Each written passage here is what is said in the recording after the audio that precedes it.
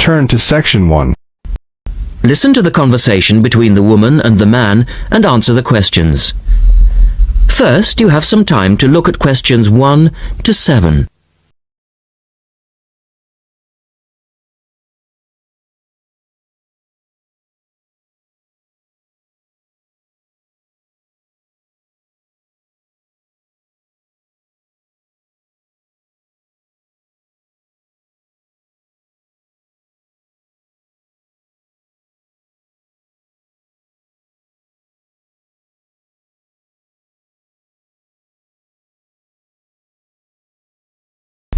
Now we shall begin. You should answer the questions as you listen because you will not hear the recording a second time. Listen carefully and answer questions 1 to 7. Hello, Paragliders Paradise. How can I help you? Oh, hi. I'm interested in doing a course in paragliding. Which course are you interested in? Well, I'm not sure. What's available? Well, we've got the introductory course which lasts for 2 days. Okay. Or there's the 4-day beginner's course, which is what most people do first. I'd tend to recommend that one. And there's also the elementary pilot course, which takes 5 to 6 days depending on conditions. We might try the beginner's course. What sort of prices are we looking at? The introductory is $190. The beginner's course, which is probably what you'd be looking at, is $320. No, sorry, $330. It's just gone up. And the pilot course is $430. Right. And you also have to become a member of our club so that you're insured. That'll cost you $12 a day. Everyone has to take out insurance, you see. Does that cover me if I break a leg? No, I'm afraid not. It's only third party and covers you against damage to other people or their belongings, but not theft or injury. You would need to take out your own personal accident insurance. I see. And what's the best way to get to your place? By public transport, or could we come by bike? We're pretty keen cyclists. It's difficult by public transport, though there is a bus from Newcastle. Most people get here by car though, because we're a little off the beaten track. But you could ride here, okay? I'll send you a map. Just let me take down a few details. What's your name? Maria Gentle. And your address, Maria? Well, I'm a student staying with a family in Newcastle. So it's care of... Care of Mr. and Mrs. McDonald. Like the hamburgers? Yes, exactly. McDonald. The post office box address is probably best. It's P.O. Box 676, Newcastle. Is there a fax number there? Because I could fax you the information. Yes, actually there is. It's 0249, that's for Newcastle, and then 775431. Okay, now if you decide to do one of our courses, you'll need to book in advance and to pay when you book. How would you be paying? By credit card, if that's okay. Do you take Visa? Yes, fine. We take all major cards, including Visa. Okay then, thanks very much. The girl is telling her friend about the course. Look at questions 8 to 10.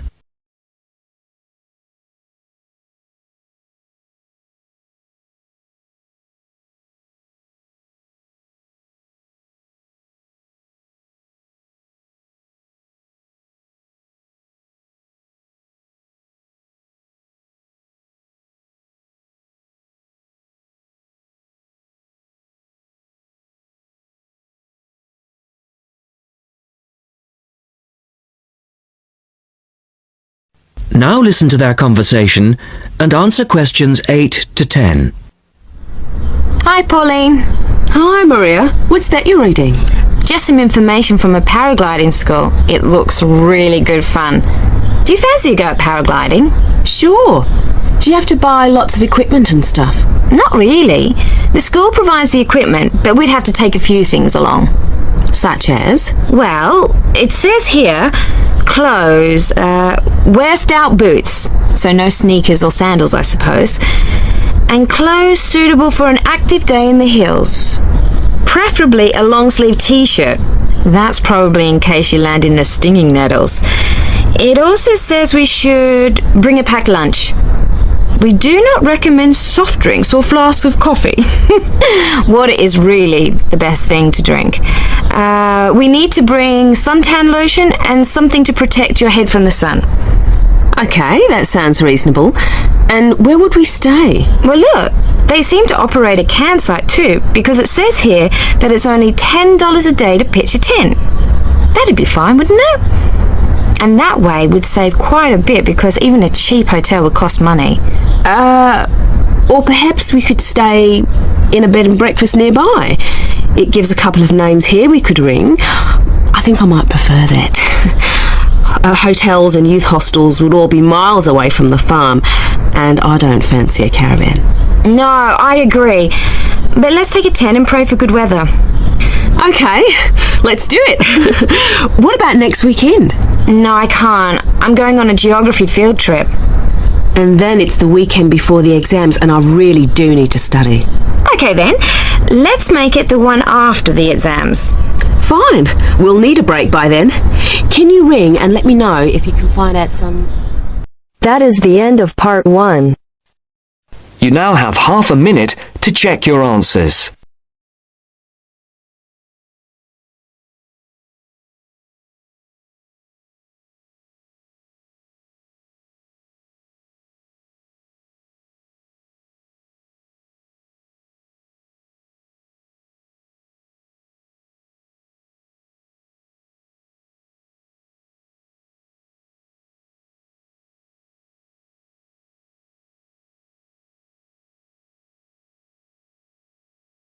Turns to part 2.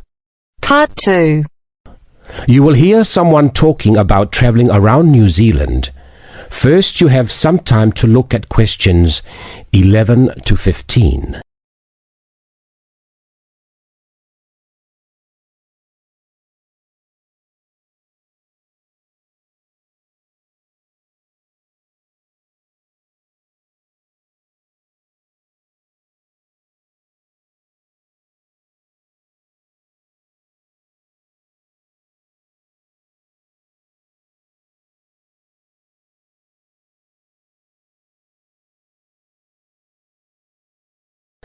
Now listen and answer questions 11 to 15. When thinking about beautiful countryside or stunning views, it has long been accepted that Australia and New Zealand have few equals. What is perhaps slightly less well known is what these countries can offer to the avid train enthusiast. Both countries have railways which pass through breathtaking scenery in the utmost of comfort.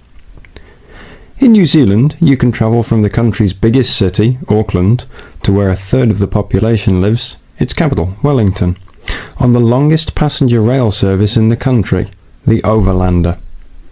Crossing 681 kilometres, the train winds through the lush farmland of the Waikato and up the Raurimu spiral onto an amazing volcanic plateau surrounded by native bush. On a clear day, you will be able to see 3 of New Zealand's most famous volcanoes, Mount Ruapehu, Mount Ngauruhoe and Mount Tongariro. The whole journey can be completed in 11 hours, but for those keen to see a little more of the country, the trip can be extended over 3 or 4 days. This gives travellers the opportunity of seeing the famous Waitomo caves, relaxing in the mud pools of Rotorua, or skydiving over Lake Taupo. Moving on to the South Island, you can take the Transalpine through the Southern Alps, travelling from the South Pacific Ocean to the Tasman Sea. Climbing from Christchurch right into the Alps, this 223-kilometre trip is particularly impressive as the train passes through 16 tunnels before descending to Greymouth at the end of the line. Taking only 5 hours, this is a relatively short trip, but it is worth noting that this journey has been listed as the 6th most scenic rail route in the world. For those that are not so keen on mountains, the South Island has a second option, the Transcoastal. With the sea on one side and the mountains on the other, it again shows some of the best scenery New Zealand has to offer. Also taking 5 hours, one of the highlights of this journey is the opportunities for whale watching. The fortunate few that see whales are well rewarded, but there are more common sights which are just as enjoyable, such as penguins and seals. Before you hear the rest of the recording, you have some time to look at questions 16 to 20.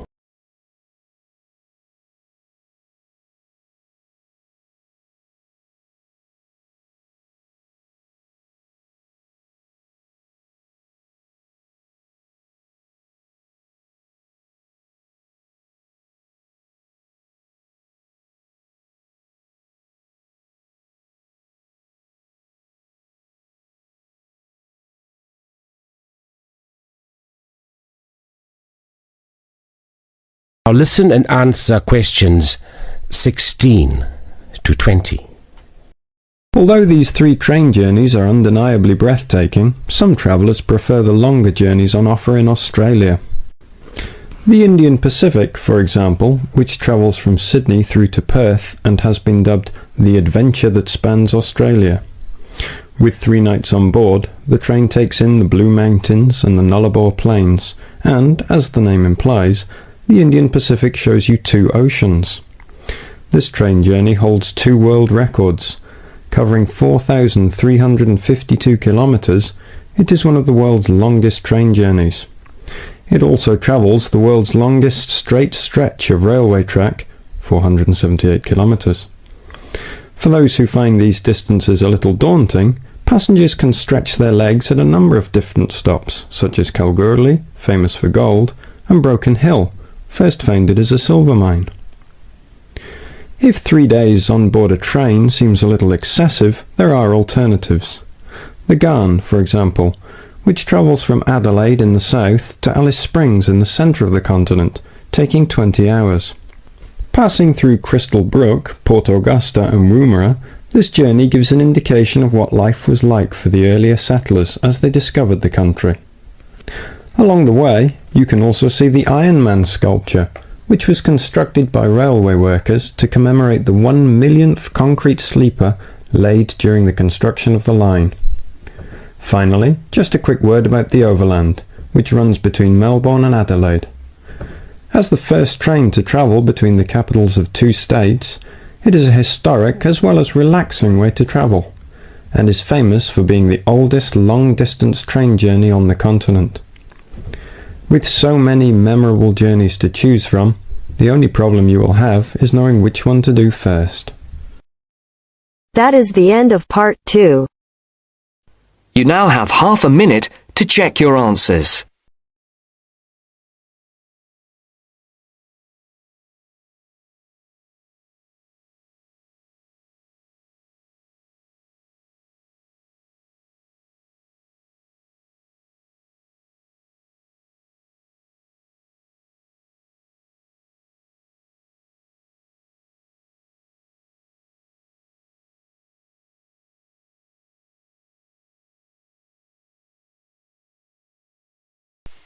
Now turns to part 3. Part 3. You will hear 2 students called Jane and Mark talking to their tutor about the project assignments for their senior thesis. First, you have some time to look at questions 21 to 23.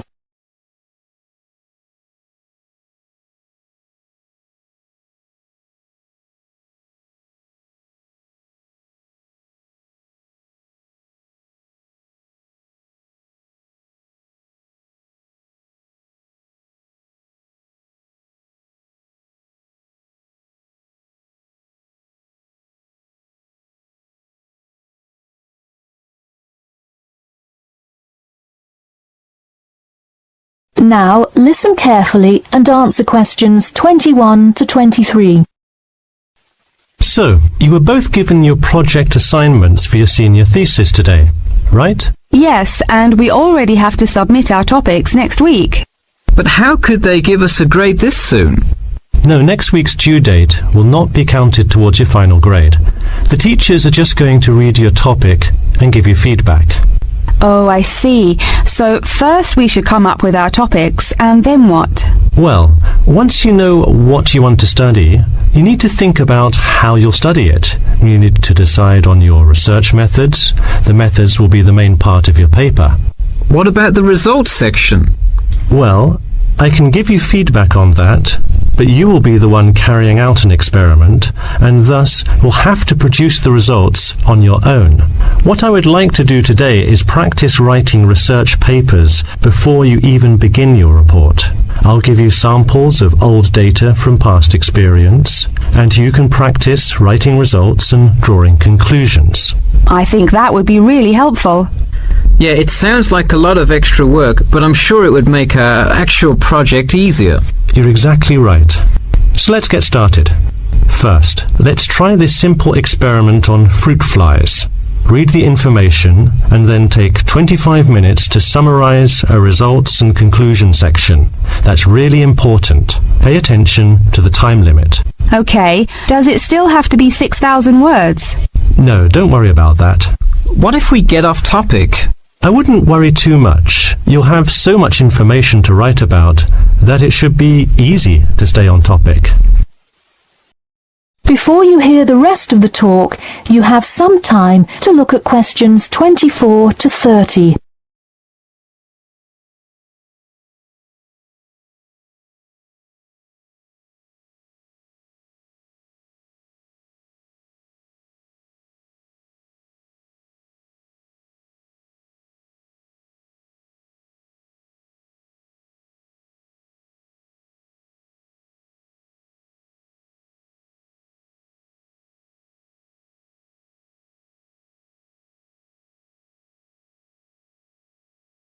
Now listen carefully and answer questions 24 to 30. But what about other sources? Well, for this assignment, you can use the one from your textbook.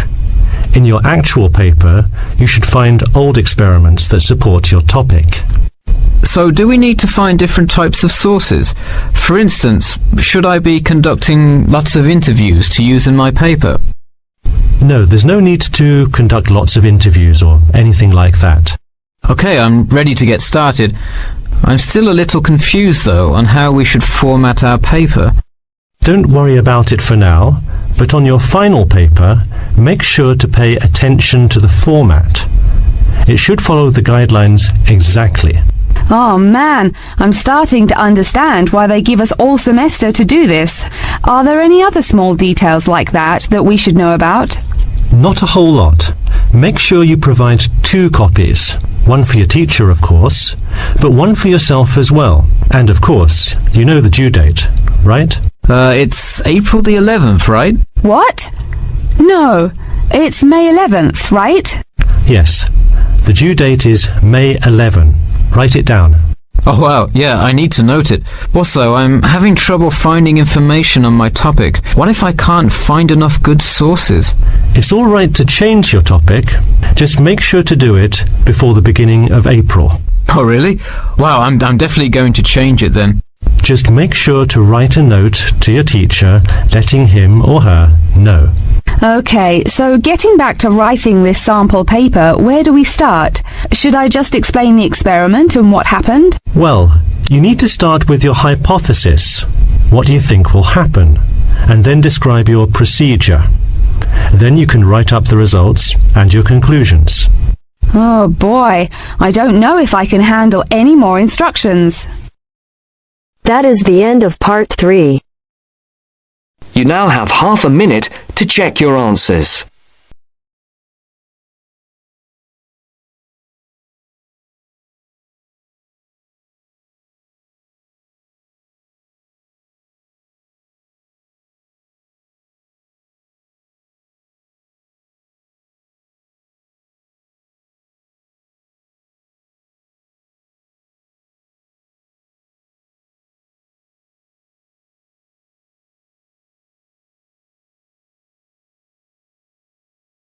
Now turns to part 4. Part 4. You will hear a tutor giving some business students instructions about a finance project. You now have 30 seconds to read questions 31 to 36.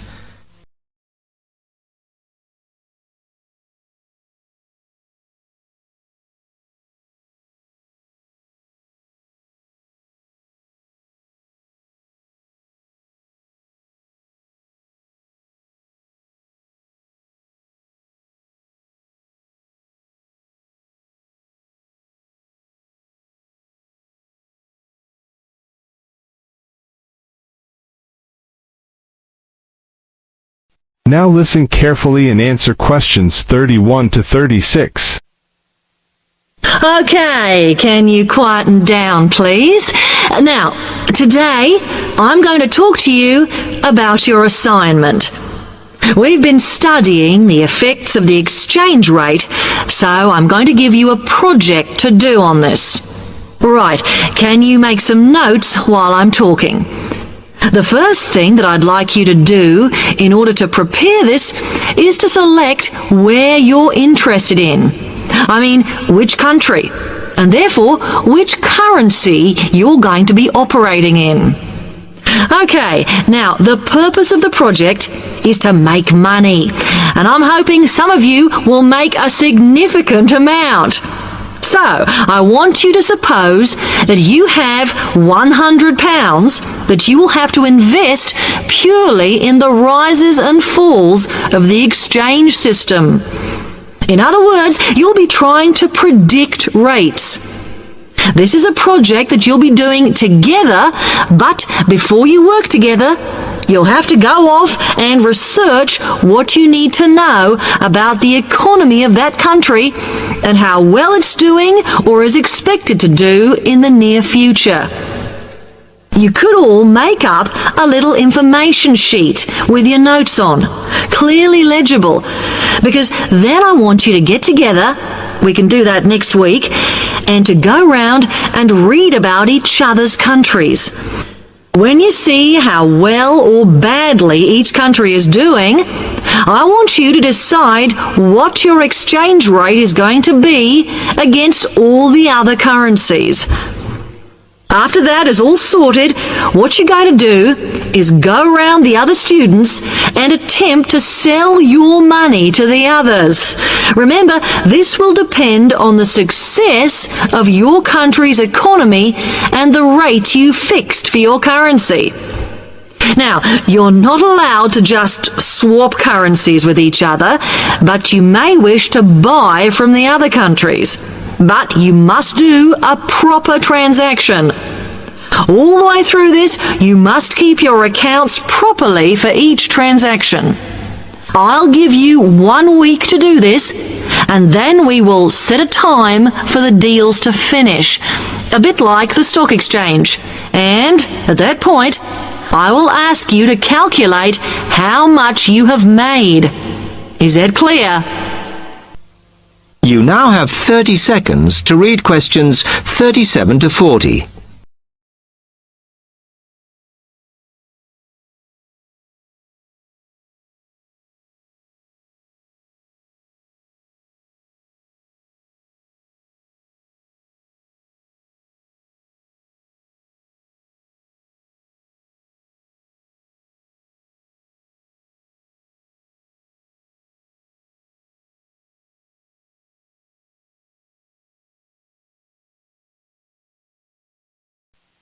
Now listen carefully and answer questions 37 to 40.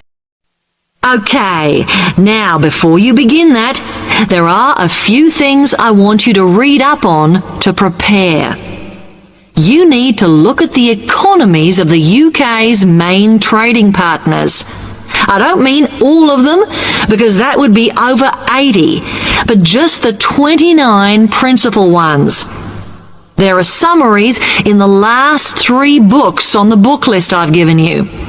And so that you can practice applying the criteria on assessment I gave you, I'd then like you to focus just on one sector across all the countries.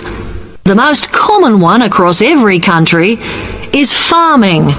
But as much agricultural produce is for domestic consumption, I'd like you to look at manufacturing. Then, I would like you to do a detailed investigation of one particular aspect.